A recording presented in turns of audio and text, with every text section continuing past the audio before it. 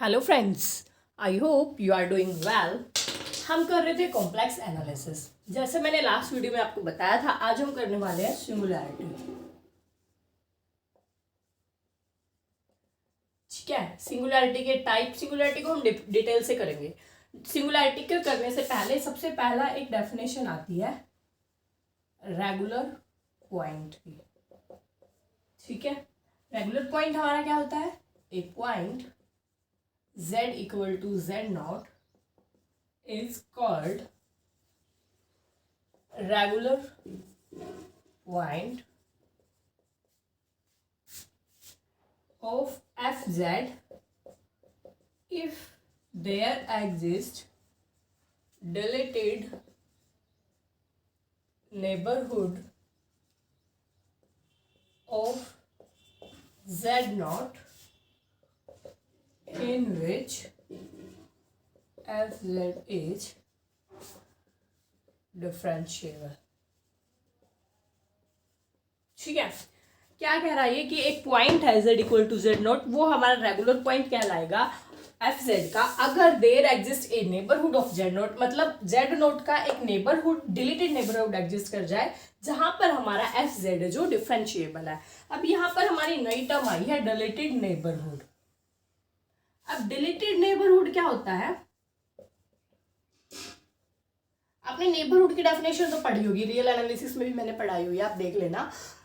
तो deleted neighbourhood का मतलब है जो इस, जैसे कोई भी पॉइंट है, उस पॉइंट के इधर और इधर वाला पार्ट एक्सेप्ट दैट पॉइंट।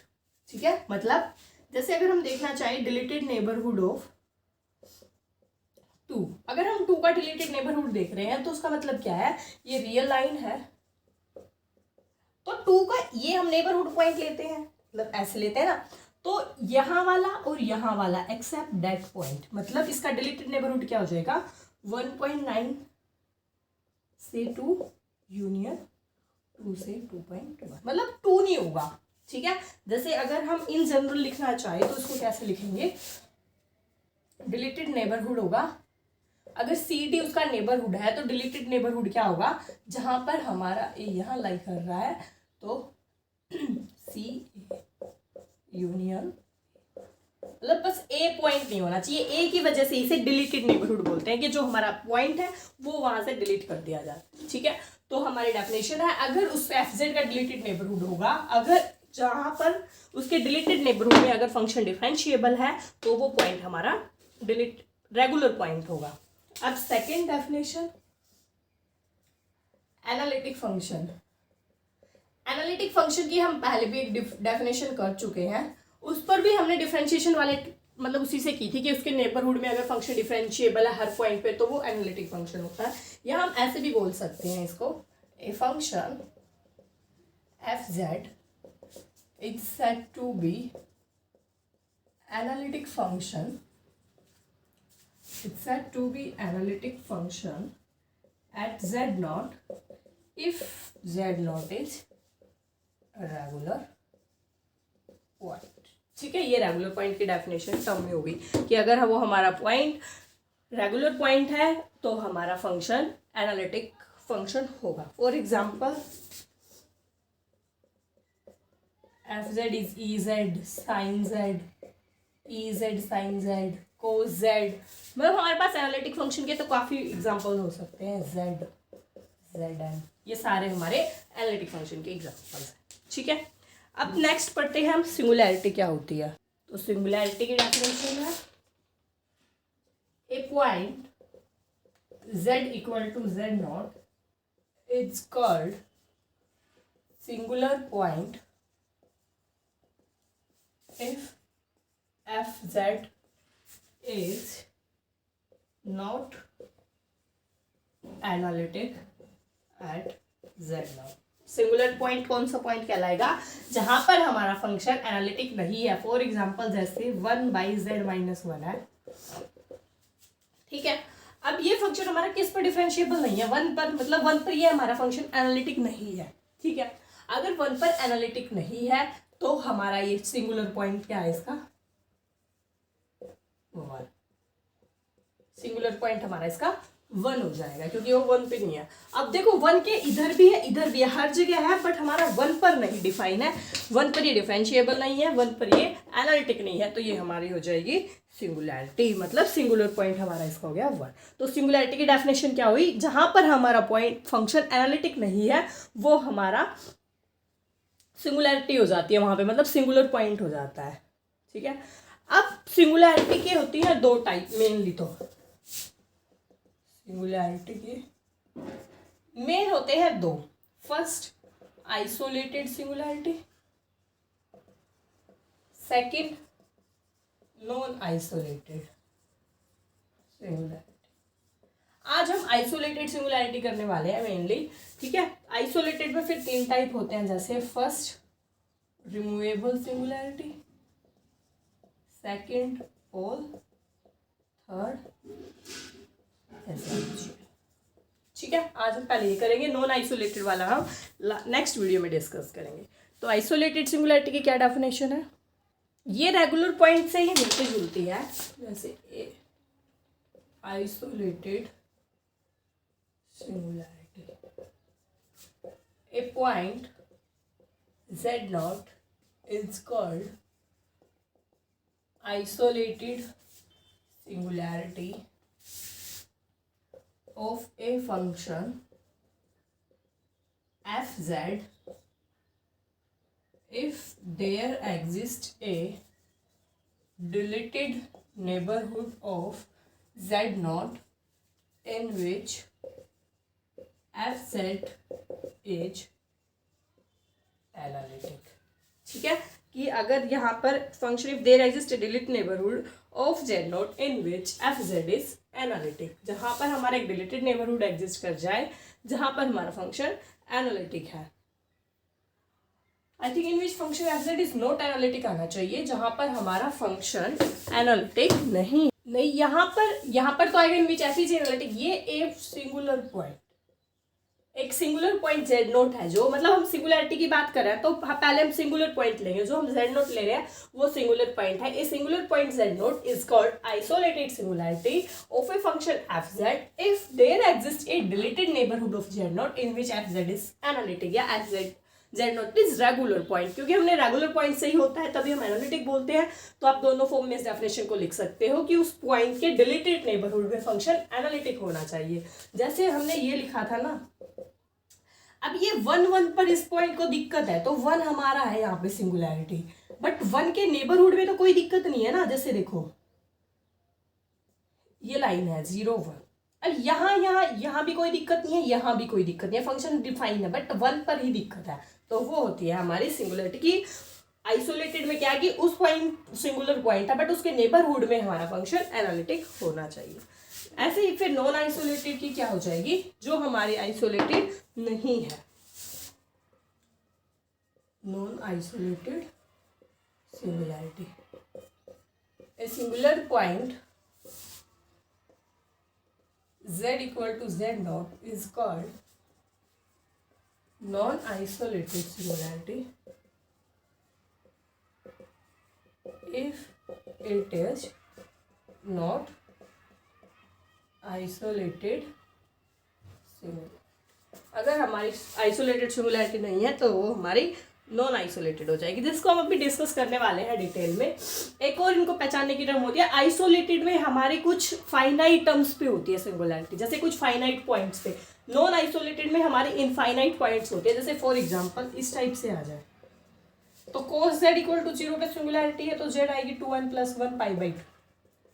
तो ये इनफाइनाइट टर्म्स आती जा रही है, इससे ऐसे नॉन आइसोलेटेड, बट फाइनाइट होती तो वो आइसोलेटेड होती। इनको हम डिटेल से भी करने वाले हैं आगे। अभी हम देखते हैं टाइप्स ऑफ आइसोलेटेड सिंगुलैरिटी। तो सबसे फर्स्ट टाइप होती है रिमूवेबल सिंगुलैरिटी। रिमूवेबल, जैसे कि नाम से पता लग रहा है रिमूवेबल, मतलब जिस सिंगुलैरिटी को हम रिमूव कर सके। तो a singularity z equal to z0 is called removable singularity if we can remove this singularity. अगर हम उस सिंगुलैरिटी को रिमूव कर सकते हैं तो वो हम होती है हमारी रिमूवेबल सिंगुलैरिटी। सबसे इंपॉर्टेंट इसकी पहचान कैसे पहचान करते हैं, मतलब ये शॉर्ट ट्रिक है, ऐसा कोई जनरल बुक्स भी नहीं लिखा हुआ, कहीं नहीं लिखा हुआ, बट ये पहचान है इसकी। अगर हमारा कोई 0/0 फॉर्म बन रही है तो वो वहाँ पर हमारी हमेशा रिमूवेबल सिंगुलैरिटी होती है। ये पहचानने का तरीका, जैसे फॉर एग्जांपल हमें दे दिया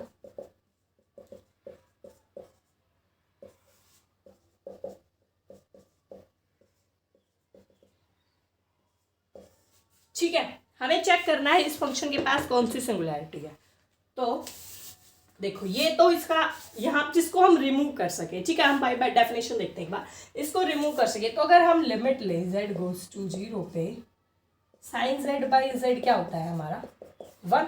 अगर हम इस 0 की जगह 1 कर दे, इस 0 की को हम अगर 1 से रिप्लेस कर दे तो ये फंक्शन हमारा एनालिटिक फंक्शन हो जाएगा, तो यहाँ पर हमारी सिंगुलैरिटी रिमूव हो जाएगी। ठीक है, तो जिस सिंगुलैरिटी को हम रिमूव कर सकते हैं, अगर हम इस 0 को जैसे यहाँ हटा के मैंने 1 कर दिया तो ये हमारा एनालिटिक फंक्शन हो जाएगा, जहां पर हमारी कोई भी सिंगुलैरिटी नहीं बचेगी, नो सिंगुलैरिटी।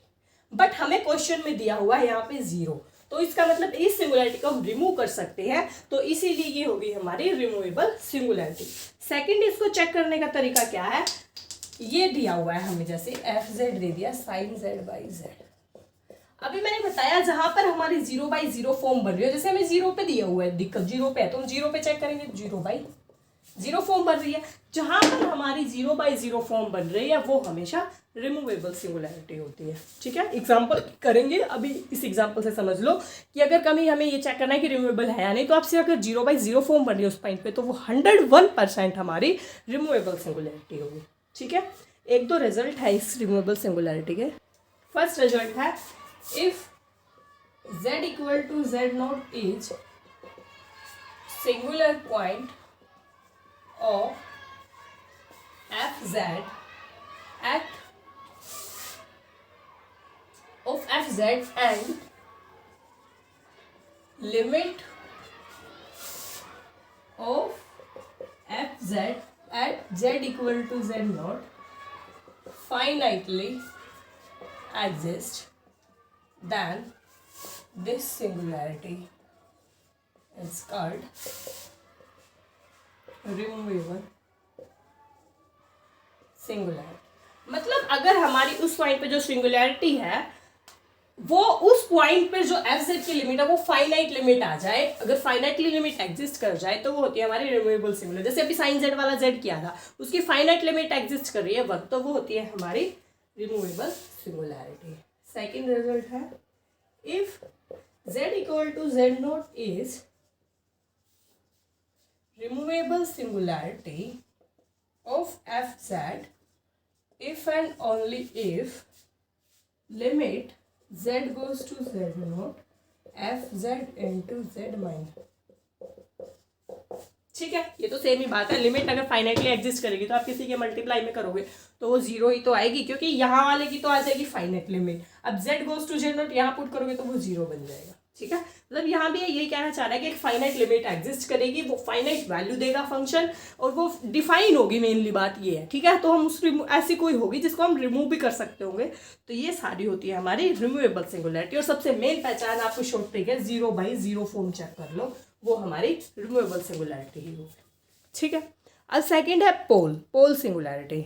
तो पोल सिंगुलैरिटी हमारी मेनली क्या होती है, लिमिट उस पॉइंट पर एग्जिस्ट नहीं की, जैसे an isolated singularity z = z0 is called pole if fz is not bounded in the neighborhood of z0 but there exists a natural number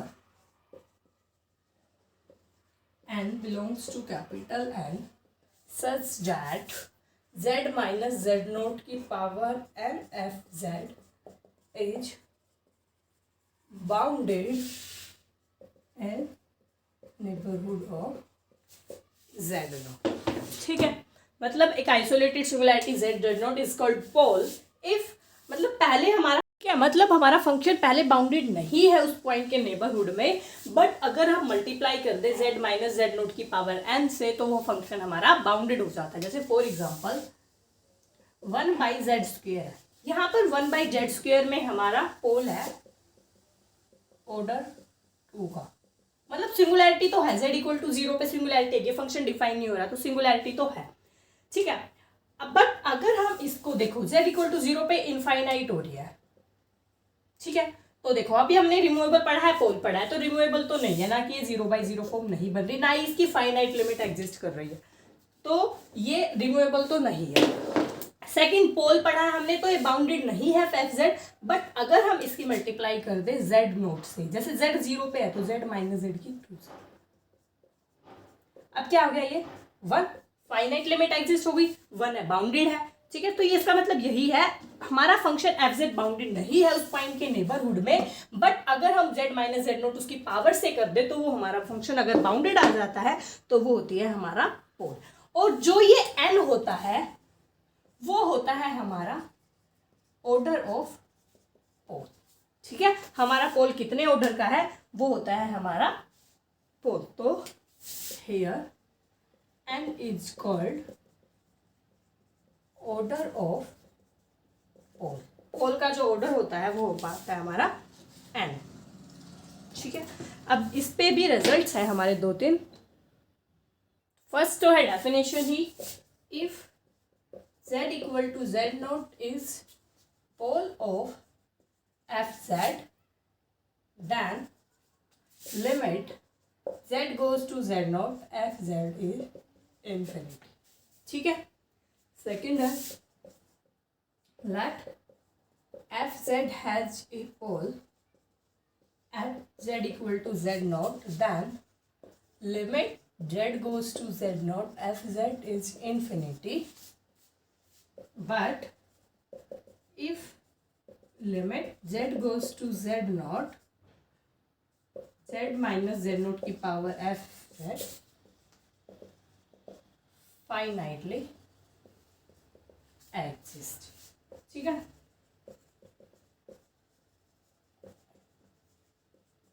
ये तो एक ही बात है, ये भी यही सेम रिजल्ट है कि हमारा फंक्शन की जो देखो फर्स्ट हो गया पोल कब होगा, जब वो लिमिट जिस पॉइंट पे उसकी इन्फिनिटी आ गई। सेकंड पोल होगा अगर देखो उस पॉइंट पे तो इन्फिनिटी आ गई, बट अगर हम z माइनस जेड नोट की पावर n से करें तो वो फाइनाइट लिमिट एग्जिस्ट करनी चाहिए। जैसे अभी किया था 1/z² को z² से, तो वो फाइनाइट लिमिट आ गई थी, तो वो होता है हमारा पोल। और जो n होता है वो होता है हमारा ऑर्डर ऑफ पोल। इसी में होता है फिर जैसे थर्ड सिंपल पोल, अगर हमारा if n is 1 then it is simple. अगर हमारा n 1 आ जाता है तो उसको हम सिंपल पोल बोलते हैं। जैसे example sine z by z² दे दिया, ठीक है, z equal to not equal to 0,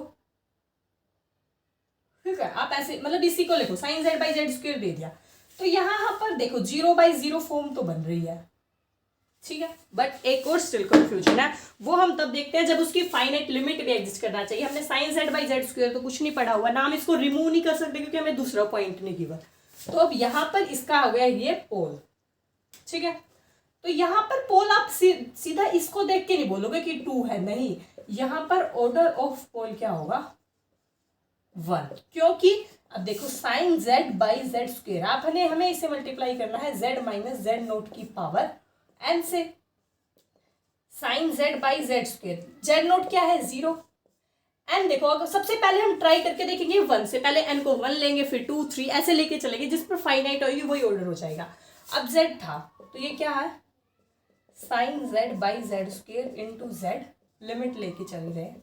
अब z से z कैंसिल, तो sine z by z limit की बात हो रही है, तो यहाँ पर हमारी लिमिट क्या होती है 1, फाइनाइट लिमिट ही एग्जिस्ट कर गई, ठीक है। देखो 2 पे भी आएगा, अगर हम 2 लेते हैं तो 2 से 2 कैंसिल हो जाता, 0 भी आ जाता, बट हमें सबसे छोटा लेना है कि जिस छोटे पॉइंट n पर हमारी फाइनाइट एग्जिस्ट कर जाए। तो अगर हम यहाँ पर n 1 लेते हैं तो साइन z बाई z होता है ना 1, ठीक है, तो 1 आता है। तो यहाँ पर ऑर्डर क्या आ गया, 1। तो ये होता है हमारा सिंपल पोल, मतलब अगर हमारा फंक्शन जहां पर n1 आ जाए वो सिंपल पोल हो जाता है, ठीक है। थर्ड है फिर essential singularity. Essential singularity, an isolated singularity z equal to z naught is called essential singularity if it is neither removable nor pole।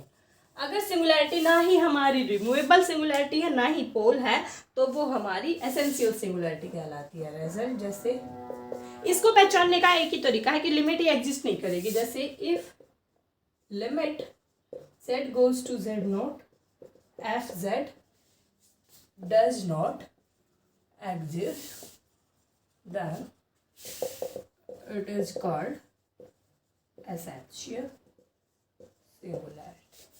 ठीक है। अब आप ये भी बोलोगे कि पोल में भी तो हमने यही पढ़ा था कि limit z goes to z not पे फाइनाइट एग्जिस्ट नहीं करती तो वो पोल हो जाता, मतलब पोल होता है। बट वहां पर हमारा ये अगर हम उसके किसी से मल्टीप्लाई करें तो वो एग्जिस्ट कर जाती है, ठीक है। और वो हमेशा इस टाइप में भी होती है, जैसे z-1 बाई इस टाइप से अगर हम z माइनस z नोट से करते हैं तो। बट अगर लिमिट एग्जिस्ट ही नहीं कर रही, सबसे पहले तो हम रिमूवेबल चेक किया नहीं है, फिर हम पोल ही तो देखते हैं। अगर वो पोल है ही नहीं तब एसेंशियल होता है और उसकी डेफिनेशन होती है लिमिट डज नॉट एग्जिस्ट। जैसे फॉर एग्जाम्पल e की power 1 by z at z equal to 0 पे चेक करने हैं, ठीक है। रिमूवेबल नहीं है, साफ दिखाई दे रहा है। पोल भी नहीं है, आप किसी से मल्टीप्लाई कर लो फिर भी ये नहीं है पोल। तो ये है हमारी एसेंशियल सिंगुलैरिटी। एसेंशियल देखो अगर इसकी लिमिट चेक करोगे तो e की 0, e की infinity which is infinity, not exist, limit not exist तो एसेंशियल। एसेंशियल चेक करने का बस यही है कि वो रिमूवेबल नहीं होनी चाहिए, पोल नहीं होनी चाहिए, तो वो हमारी हो जाती है एसेंशियल और उसकी लिमिट एग्जिस्ट नहीं करेगी, ठीक है। तो ये हो गई हमारी आइसोलेटेड सिंगुलैरिटी की तीनों टाइप्स। अब हम इस पे क्वेश्चंस भी करेंगे, एक पर्टिकुलर वीडियो करेंगे क्वेश्चंस की जब नॉन आइसोलेटेड वाले भी कवर हो जाएंगे, ठीक है। तो थैंक यू।